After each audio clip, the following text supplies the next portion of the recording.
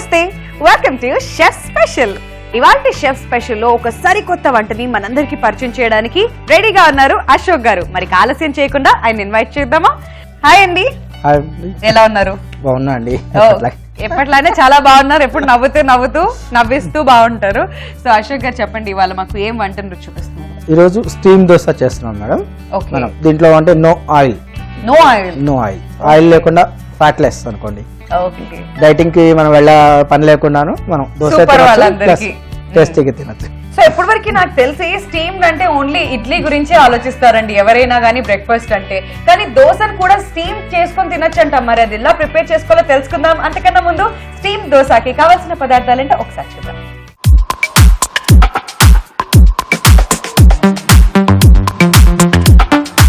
Steam దోశకి కావలసిన పదార్థాలు: నానబెట్టిన బియ్యం, అటుకులు, ఉప్పు, వంట సోడా, కొబ్బరి పాలు.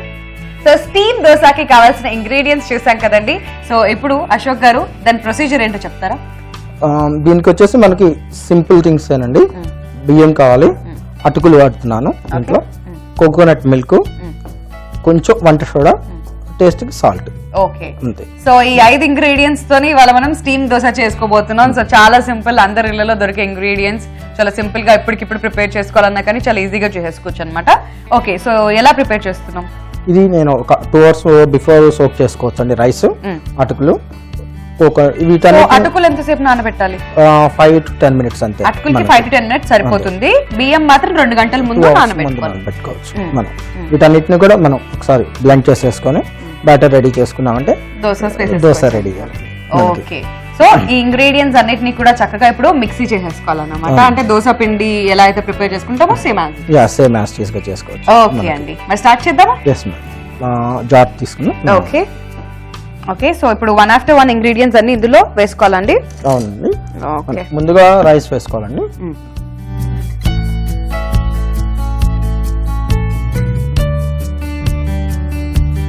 సో 1 cup రైస్ మనం నానబెట్టుకుంటే ఎంత మందికి వస్తుంది?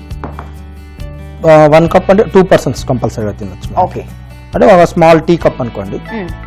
ఇది వచ్చేసి 1:2 రేషియో వేయాలండి ఎప్పుడు కూడాను. అటుకులు కొంచెం ఎక్కువ ఉండాలి దీంట్లో. అప్పుడు ఏంటంటే మనకు ఫ్లఫీగా వస్తుంది.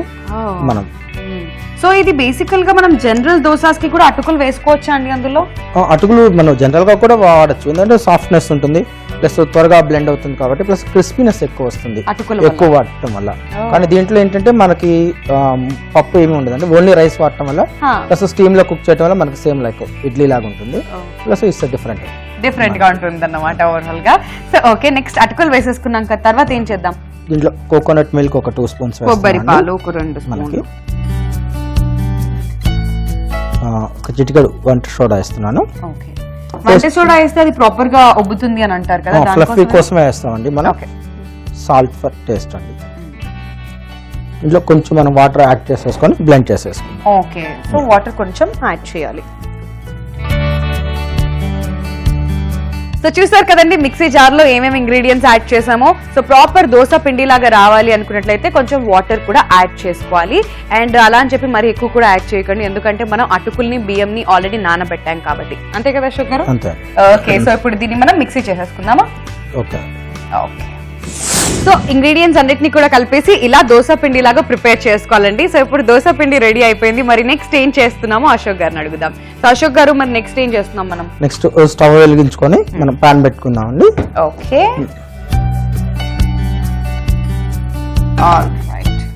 సో అశోక్ గారు, మనం రెగ్యులర్ దోసాస్ ఎలా అయితే ప్రిపేర్ చేసుకుంటామో అలానే వేసేయాలండి? సేమ్ అలాగే వేస్తామండి. కానీ దీంట్లో ఇది స్టీమ్ దోశ కాబట్టి లిడ్ కంపల్సరీగా ఉంటుంది. అంటే స్టీమ్ లోనే కుక్ చేయాలి. ప్లస్ మనకి అపిరెన్స్ అనేది వచ్చేటప్పుడు ఇట్స్ ఎంటైర్లీ డిఫరెంట్ గా ఉంటుంది మనకి. అంటే మనకి లుక్స్ లైక్ అప్పం ఐడియా ఉంది, అట్లా సేమ్ అలాగే కనిపిస్తుంది. కానీ ఇదంతా కూడా మన తెలుగు స్టైల్ అప్పం లాగా ఉంటుంది అన్నమాట చూడటానికి. Oh very nice and very very టేస్టీగా కూడా ఉండబోతుంది. మరి ఈ దోశకి కాంబినేషన్ ఏంటి? ఈ దోశకి మనం టమాటో చట్నీస్, మనం ఎన్ని రోటి పచ్చళ్ళు అంటాం కాబట్టి అట్లా తినొచ్చు. చాలా డిఫరెంట్ గా ఉంటుంది. ఓకే, సో రోటి పచ్చళ్ళతోని ఇది చాలా బాగుంటుంది. అయితే చట్పట్ ఫాలో అవ్వాల్సిందే. సో ఇప్పుడు మనం స్టవ్ వెలిగించేసుకున్నాం కదా, పాన్ రెడీగా ఉంది మేడం. ఓకే, ఒకసారి గంట. ఓకే, దోశల గరిట. All right. ఎక్కడ కూడా ఆయిల్ యూజ్ చేయట్లేదండి. ఎస్పెషలీ డైట్ కాన్షియస్ ఉన్న వాళ్ళందరూ, లేడీస్ ఎస్పెషలీ మధ్య కాలంలో ఉంటున్నారు కాబట్టి మీరందరూ హ్యాపీగా చూసుకోండి. ఇలా హ్యాపీగా ఈవినింగ్ టైమ్స్ లో లేదంటే మార్నింగ్ బ్రేక్ఫాస్ట్ కి హ్యాపీగా లాగిన్ చేయొచ్చు అనమాట ఈ స్టీమ్ దోసాస్ ని. ఆల్ రైట్,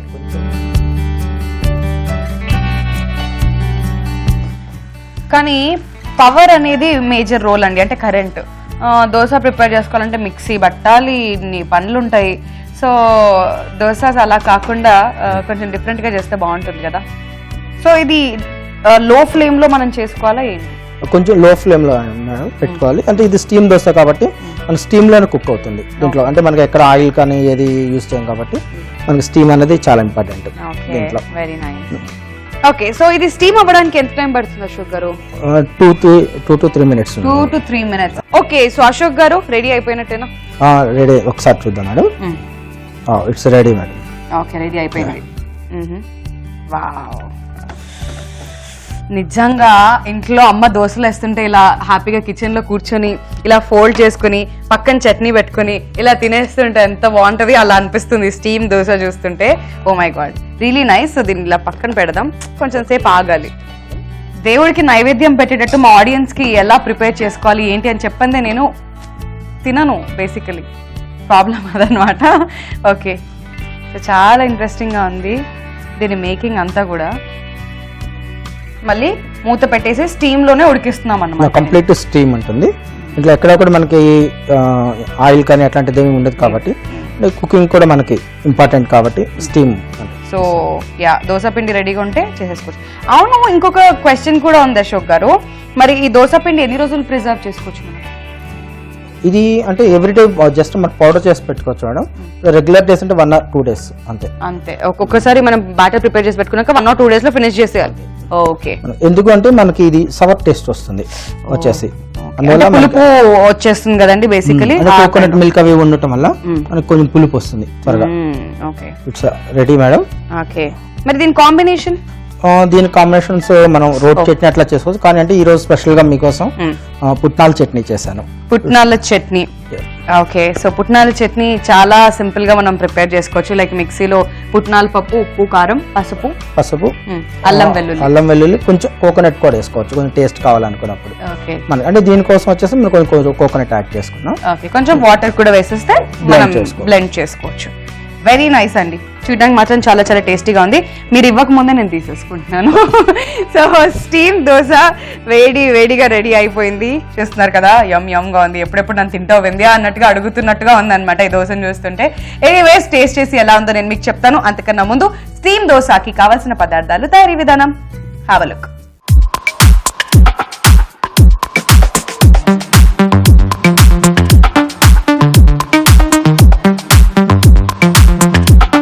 స్టీమ్ దోశకి కావలసిన పదార్థాలు: నానబెట్టిన బియ్యం, అటుకులు, ఉప్పు, వంట సోడా, కొబ్బరి పాలు. స్టీమ్ దోశ తయారీ విధానం: ముందుగా ఒక మిక్సీ జార్ తీసుకొని అందులో నానబెట్టిన బియ్యం, నానబెట్టిన అటుకులు, కొబ్బరి పాలు, వంట సోడా, తగినంత ఉప్పు, వాటర్ వేసి గ్రైండ్ చేసుకోవాలి. అలా గ్రైండ్ చేసిన మిశ్రమాన్ని ఒక బౌల్లోకి తీసుకొని పక్కన పెట్టుకోవాలి. తర్వాత స్టవ్ వెలిగించి పాన్ పెట్టి హీట్ చేయాలి. అది వేడెక్కిన తర్వాత మనం ప్రిపేర్ చేసుకున్న మిశ్రమాన్ని దోశల్లాగా వేసి మూత పెట్టి కాల్చుకోవాలి. ఈ దోశల్ని ప్లేట్లోకి తీసుకుని పుట్నాల పచ్చడితోని టేస్ట్ చేసినట్లయితే ఎంతో టేస్టీగా ఉండే steam dosas ready. So steam dosas ఎలా ప్రిపేర్ చేసుకోవాలో తెలుసుకున్నారు కదండి. ఇప్పుడు టేస్ట్ చేసి ఎలా ఉందో నేను మీకు చెప్తాను. ఓకే, సో దోశ ఇలా కూడా తినచ్చు అని చెప్పి వాళ్ళు కొత్తగా డిఫరెంట్గా తెలిసింది కదా.